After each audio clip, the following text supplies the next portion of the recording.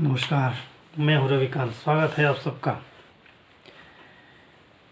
भारत दुनिया में एकमात्र ऐसा देश रहा है जो लंबे समय तक विदेशी आक्रमणकारियों के द्वारा प्रभावित रहा है। अभी संभवतः आप ये समझिए, अन्य देश भारत को छोड़ करके दुनिया की अन्य सभ्यताएं अभी उनका पल्लवन हो रहा था, पुष्पन और पल्लवन। अभी वो फलने फूलने के कगार पर खड़ी हो रही थी। सभ्यता क्या है ये जानने की कोशिश कर रही थी। उस जमाने में भारत की सभ्यता, इस देश की सभ्यता विश्व में सर्वोच्च थी, सर्वाधिक विकसित और सर्वाधिक ज्ञान संपन्न, सर्वाधिक अनुशासित, सर्वाधिक संकल्पों से भरपूर और सर्वाधिक संपन्न। हर क्षेत्र में आज से 3000 वर्ष पहले, 6ठी शताब्दी ईसा पूर्व यानी 6ठी शताब्दी BC, तब से भारत पर लगातार आक्रमण हो रहे हैं। लेकिन 6ठी शताब्दी ईसा पूर्व से लेकर के और लगभग 8वीं शताब्दी तक, 800 AD तक, या हम 1000 AD तक मान सकते हैं, 1000 AD तक जितने भी आक्रमण हुए विदेशों से, वो उनको आप इस संदर्भ में अलग कर सकते हैं कि जो 1000 ईस्वी के बाद जो हमले हुए हैं, उन हमलों में 1000 ईस्वी से लेकर के और अंग्रेज़ों के आने तक ये समय, और 500 BC से 6ठी शताब्दी ईसा पूर्व से लेकर के 1000 AD तक, ये दो पीरियड हैं, ये दो अवधि हैं। 6ठी शताब्दी ईसा पूर्व से लेकर यानी 6ठी शताब्दी BC से लेकर के 1000 AD तक, और 1000 AD से लेकर के अंग्रेज़ों के आने तक। ये 1947 आप मान लें, अंग्रेज़ों के जाने तक मान लीजिए, आने तक नहीं, जाने तक। ये दो ऐसे कालखंड हैं जिनके चरित्र में आपको भिन्नता दिखेगी। हम आज फिर इन्हीं इतिहास के विषयों पर चर्चा करेंगे, क्योंकि ये संदर्भ इसलिए आया है कि जो लगातार वर्तमान में, अब वर्तमान राजनीति को आप देखें, अभी संसद में जो चर्चा हुई संविधान के 75 वर्ष होने पर,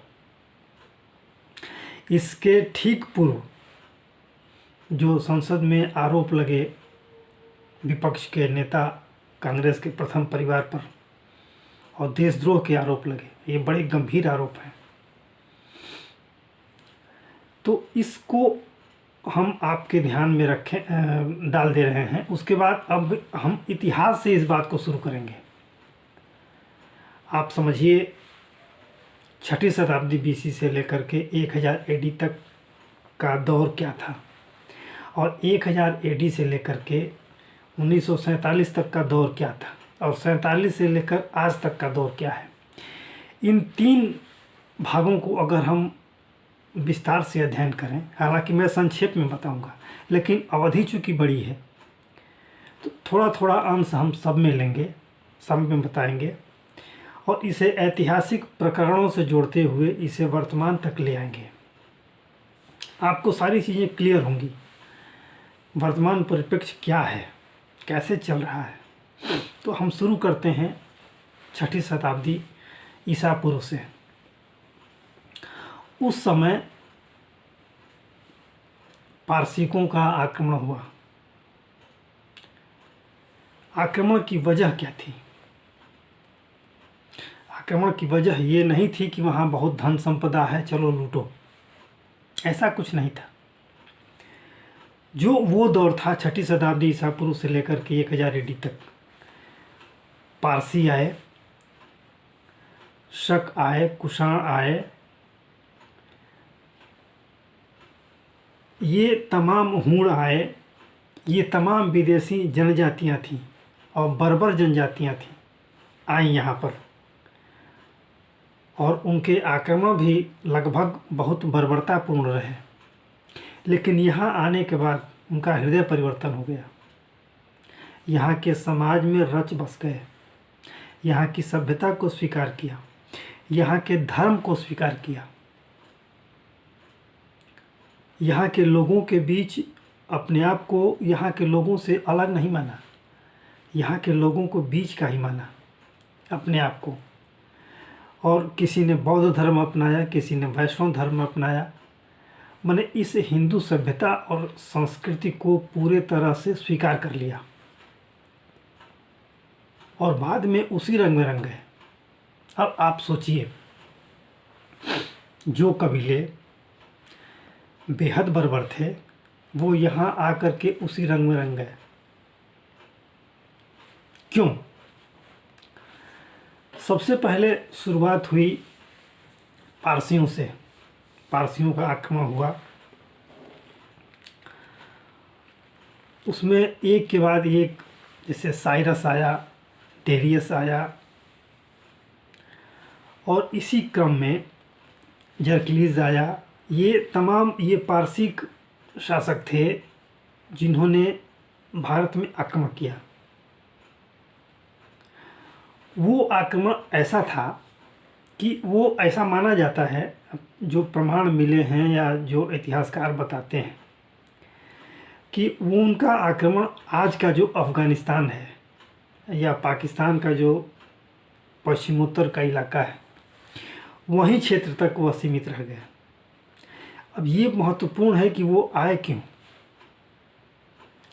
क्योंकि पारसियों की सभ्यता भी बहुत समृद्ध थी, उनकी संस्कृति में भी वो बहुत समृद्ध संस्कृति के पोषक थे। वो क्यों आए? दरअसल जो भारत की सभ्यता थी, भारत का जो ज्ञान विज्ञान था, वो उस समय भी दुनिया में सर्वश्रेष्ठ था, जिसे जानने के लिए, समझने के लिए भारतीय जीवन पद्धति, भारतीय समाज इतना अनुशासित था इतना अनुशासित था और इतना आध्यात्मिक था, जिसे जानने समझने के लिए और त्याग से परिपूर्ण था। इन सब चीज़ों के होने की वजह से ही इस यहाँ की सभ्यता में संपदा, धन संपत्ति बहुत अधिक थी, लोग खुशहाल थे, लोगों में भाईचारा था, लोगों में एकता थी और लोग खुशहाल और संपन्न थे। और इन्हीं बातों का अध्ययन करने के लिए यहाँ की सभ्यता में यहाँ के लोगों का जो बौद्धिक स्तर था, दुनिया में श्रेष्ठ था, सबसे श्रेष्ठ और सर्वोच्च था, जहाँ तक पहुँचना आम सभ्यता के लोगों के लिए ये लगभग कठिन था। इन्हीं चीज़ों को जानने के लिए ये सबसे पहले पारसियों का आक्रमण हुआ। पारसियों ने यहाँ आकर के यहाँ के शासकों के साथ, यहाँ के लोगों के साथ मैत्री संबंध स्थापित किया। उन्होंने कोई बर्बरता नहीं की और इस तरह से आंतरिक संबंध स्थापित किए, अपनी सभ्यता और संस्कृति का आदान प्रदान किया और दोनों के मेल जोल से एक नई संस्कृति पनपी, जिन्हें आज भी इतिहासकार इंडो पार्सियन संस्कृति, इंडो पार्सियन कला के नाम से जानते हैं।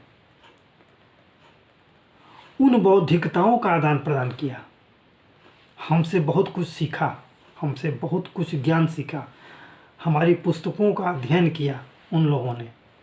ये वहाँ के इतिहासकार बताते हैं, यहीं के नहीं, वहाँ के भी इतिहासकार इन बातों को बताते हैं।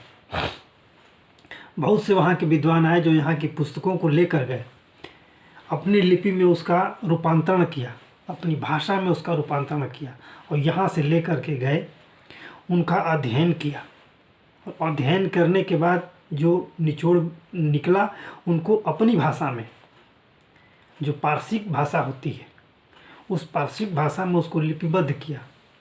उसके कुछ अंश आज भी कहीं न कहीं किन्हीं किताबों में या किन्हीं उल्लेखों में मिल जाते हैं। तो ये एक क्रम चला। पारसिकों ने ही सिकंदर को बताया था, क्योंकि सिकंदर बहुत युवा काल में उसके पिता की मृत्यु हो गई थी। मैसिडोनिया का क्षत्रप था उसका पिता, फिलिप उसका पुत्र था वो। और 18 या 20 साल की अवस्था में जब उसके पिता की मृत्यु हो गई तो उसकी अवस्था 18 या 20 साल की थी। वो शासक बना, युवा था, उत्साही था। उसको लगा कि अगर मैं अपने साम्राज्य को बड़ा करता हूँ तो एक दिन दुनिया का शासक बन जाऊँगा। और ये धारणा जो युवा शासक है, जितने भी युवा शासक होते हैं उसके मन में होता है। एक सामान्य, एक बौद्धिक उत्तेजना है जो हर शासक को आती है, जो युवा काल में शासन की गद्दी पर बैठता है। उसके मन में भी था कि मैं विश्व विजेता बन सकता हूँ। मैं सिर्फ ये मैसिडोनिया का शासक नहीं, बल्कि मैं तो विश्व का शासक बन सकता हूँ। ये धारणा थी उसके अंदर। पारसिकों के संपर्क में वो था, पारसिकों का पड़ोसी था। पारसिकों ने उसे बताया, शासक बनना है तो पहले भारतीयों से सीखो, जानो, वहाँ की सभ्यता को जानो, वहाँ के ज्ञान को जानो, वहाँ की पुस्तकों का अध्ययन करो, वहाँ के शासकों से मिलो। और इस तरह से उसको भारत आने का एक बहाना मिला, वो आया। लेकिन जो भूमिका पारसिकों ने बनाया, पारसिकों ने हमारी सभ्यता को दुनिया के अन्य क्षेत्रों में भी फैलाया। इतनी प्रगाढ़ता थी पारसिक सभ्यता और हिंदू सभ्यता में, इतनी साम्यता हो गई बाद में जाकर के कि बहुत सी के शब्द, बहुत सी किताबें, बहुत सी पुस्तकों का उल्लेख ऐसा मिलता है जैसे यहाँ की पुस्तकें वहाँ लिखी गई, वहाँ की पुस्तकें यहाँ लिखी गई। कुछ शब्दों का कॉमन रूप दिखाई देता है। सभ्यता इस तरह से आपस में गुथी हुई लगने लगी। भाषाओं का आदान प्रदान हुआ, ज्ञान विज्ञान का आदान प्रदान हुआ, सोच का, सांस्कृतिक विकास का आदान प्रदान हुआ, नैतिकता का आदान प्रदान हुआ, जीवन पद्धतियों का आदान प्रदान हुआ। उसके बाद कालांतर में जैसे जैसे आते गए, शक आए, कुषाण आए, हूण आए, सबने यहाँ आकर के जब यहाँ की सभ्यता को देखा, यहाँ के जीवन को देखा, लोगों को जीवन व्यवस्था को देखा, पारिवारिक व्यवस्था को देखा, सांस्कृतिक व्यवस्था को देखा, पूरे कल्चर को जब देखा तो वो भी इसमें समाहित हो गए। यहाँ की आध्यात्मिकता की चरमोत्कर्ष वाली अवस्था को देखा। शक भी आए, कुषाण भी आए, सब यहाँ के धर्म को, यहाँ की सभ्यता को अपना लिए और स्वयं को यहीं के होकर के और ढल गए। यहाँ के लोगों के नाम धारण किए, यहाँ के लोगों की जो उपाधियाँ होती हैं वो धारण किए। ऐसे सिक्के ढलवाए जिसमें लगे कि यहाँ के ईश्वर की आराधना की जा रही है। वो भी अपने आप को यहाँ के ईश्वर के पोषक मानते थे अपने आप को।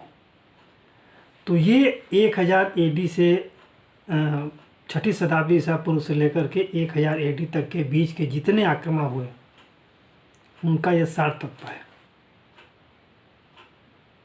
तो इस एपिसोड में इतना ही।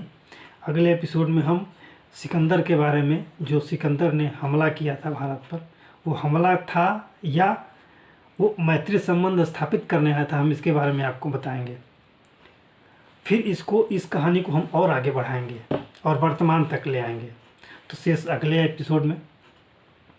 आशा है ये हमारा वीडियो आपको अच्छा लगा होगा। आपसे अनुरोध है कि आप इसे पूरा सुनें, लाइक करें, शेयर करें और सब्सक्राइब ज़रूर करें। धन्यवाद।